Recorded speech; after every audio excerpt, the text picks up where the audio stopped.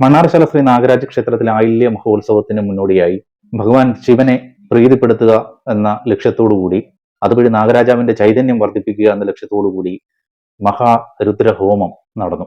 അതിവിശിഷ്ടമായ ഒരു ചടങ്ങാണ് ഈ മഹാരുദ്രഹോമം എന്ന് പറയുന്നത്.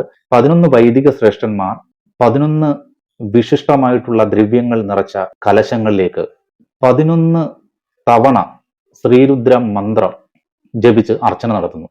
ഇത്തരത്തിൽ മന്ത്രം ചൊല്ലി അർച്ചന നടത്തിയതിനു ശേഷം ഈ വിശിഷ്ടമായിട്ടുള്ള 11 ദ്രവ്യങ്ങൾ ഭഗവാൻ ശിവന് അഭിഷേകം ചെയ്യുകയാണ് ചടങ്ങ്.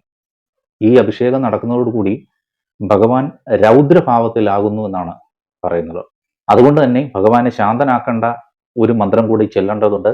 അത് ചമക മന്ത്രമാണ്. ഈ ചമക മന്ത്രം ചൊല്ലുന്നതോടുകൂടി ഭഗവാൻ ആ രൗദ്രഭാവം മാറി ശാന്തനാകുന്നു എന്നാണ് പറയുന്നത്. നിലവറയ്ക്ക് മുന്നിലെ സർപ്പംപാട്ട് തറയിൽ പ്രത്യേകം തയ്യാറാക്കിയ മണ്ഡപത്തിലാണ് ഈ ഒരു ഹോമം നടന്നത്. രാവിലെ 6 മണിക്ക് തുടങ്ങിയ ഹോമം ഏതാണ്ട് 10 മണി 10:30 സമാപിച്ചത്. ഈ ചമക മന്ത്രം ചൊല്ലുന്നതോടൊപ്പം തന്നെ വസൂർധാര എന്ന് പറയുന്ന ഒരു ചടങ്ങുണ്ട്.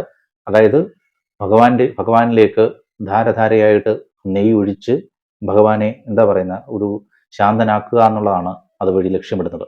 ഈ ഒരു ചടങ്ങ് കണ്ടു തൊഴുക എന്ന് പറയുന്നത്, അല്ലെങ്കിൽ ഈ ഒരു മന്ത്രം കേൾക്കുക എന്ന് പറയുന്നത്, ഈ ഒരു മന്ത്രോച്ചാരണങ്ങൾ കേൾക്കുക എന്ന് പറയുന്നത് ഭയങ്കര വിശിഷ്ടമാണ്, അതുപോലെ പുണ്യമാണ് എന്നാണ് വിശ്വാസം. ഇത്തരത്തിൽ മഹാരുദ്ര ഹോമം ഏതാണ്ട് 3 വർഷം ആയിട്ടുള്ളൂ മണ്ണാർശാലയിൽ ആരംഭിച്ചത്. ഒരു ലക്ഷ്യം എന്ന് പറയുന്നത് ഞാൻ നേരത്തെ പറഞ്ഞതുപോലെ ഭഗവാൻ ശിവനെ പ്രീതിപ്പെടുത്തുക, അതുവഴി മണ്ണാർശാലയിലെ നാഗരാജാവിന്റെ ചൈതന്യം വർദ്ധിപ്പിക്കുക എന്നതാണ്. പ്രിയപ്പെട്ടവരെ, അതുപോലെ എടുത്തു പറയേണ്ട ഒരു കാര്യം, ആയില്യ മഹോത്സവം തിങ്കളാഴ്ച മുതൽ തുടങ്ങുകയാണ്. പുണർതം പൂയം ആയില്യം, അങ്ങനെ 3 ദിവസങ്ങളിലായിട്ടാണ് മഹോത്സവം ആഘോഷിക്കുന്നത്.